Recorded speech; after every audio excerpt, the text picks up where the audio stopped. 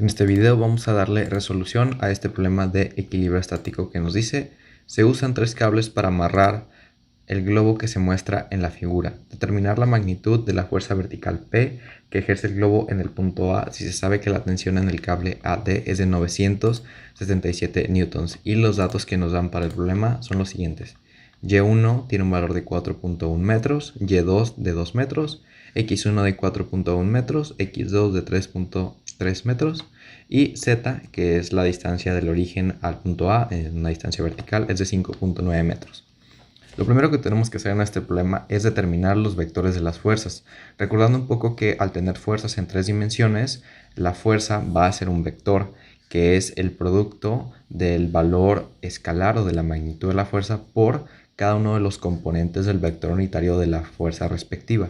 Entonces vamos a ir creando estos vectores para cada una de las fuerzas involucradas. Para AB tenemos que es el producto de la fuerza, de la magnitud escalar, por el vector unitario. Entonces el componente en X de la fuerza AB es 0, en Y es menos 4.1, en K es menos 5.9 y en este caso lo estamos tomando como un valor negativo porque el valor inicial de la fuerza, o donde inicia, es A y donde termina es B, entonces estamos yendo hacia abajo.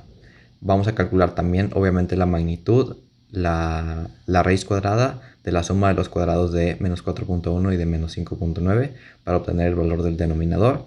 Hacemos exactamente lo mismo para AC, en este caso el valor es de 4.1 positivo en X, para Y un valor de 2, para K igual un valor negativo de menos 5.9. Calculamos de igual forma la magnitud, la raíz cuadrada de la suma de los cuadrados de 4.1 al cuadrado más 2 al cuadrado más menos 5.9 al cuadrado. Y ya tenemos nuestro vector de la fuerza de AC. Y por último para AD vamos a hacer exactamente lo mismo. En X tenemos un desplazamiento de menos 3.3, en Y tenemos un desplazamiento de 0 y en K de menos 5.9. Hacemos exactamente lo mismo para calcular el valor del denominador, la raíz cuadrada de la suma de los cuadrados de los componentes. En este caso 0 al cuadrado es 0, entonces ese podemos omitirlo, al igual que en el primer ejemplo. Lo que sigue en este problema es hacer una sumatoria de fuerzas para encontrar las fuerzas desconocidas, pero enfocándonos únicamente en un eje, porque si el sistema está en equilibrio, tiene que estar en equilibrio en el eje X, Y y Z. Entonces, lo que buscamos hacer es utilizar un eje donde tengamos una fuerza conocida, que puede ser AD, por ejemplo, y una fuerza desconocida. ¿Qué es lo que nos va a permitir esto? Ir encontrando paso a paso las fuerzas desconocidas para que al final tengamos una sumatoria de fuerzas en el eje Z para poder encontrar el valor de la fuerza P sumando todas las fuerzas AC, AB y AD, obviamente con su componente en el eje Z, y encontrar P. Pero eso va a ser más adelante. Entonces tenemos que la sumatoria de fuerzas en el eje X tenemos la fuerza AC con su componente, que es 4.1 entre raíz de 67.62.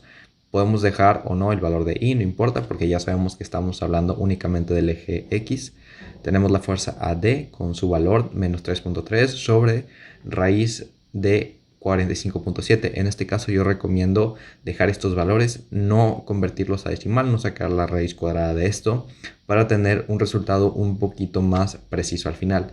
Si nos fijamos, lo que podemos hacer es mandar la fuerza AD, ya dado que tiene un componente negativo, mandarla al otro lado, y lo que nos da el problema es la fuerza AD efectivamente. Entonces ya podemos calcular lo que sería la fuerza AC en este caso, mandando los valores dividiendo y multiplicando respectivamente para que nos quede solamente AC, y obtenemos que el valor de AC es de 956.54 newtons. Ahora vamos a hacer lo mismo pero en el eje Y. ¿Por qué en el eje Y? Bueno, porque en el eje Y tenemos involucradas a la fuerza AC y AB. AC ya la conocemos, AB todavía no, pero tenemos cuánto vale obviamente AC, entonces podemos encontrar cuánto vale AB. Hacemos la sumatoria, fuerza AC tiene un componente positivo entre su magnitud. También podemos dejar o no J porque nada más nos indica que es en el eje Y. Y para AB tenemos un componente negativo entre obviamente su magnitud. Podemos mandar esto del otro lado de manera positiva y vamos a sustituir ahora el valor de AC, que es conocido. Entonces lo sustituimos y de igual forma vamos a mandar multiplicando lo que está dividiendo y dividiendo lo que está multiplicando para obtener que la fuerza AB es de 47.72 newtons.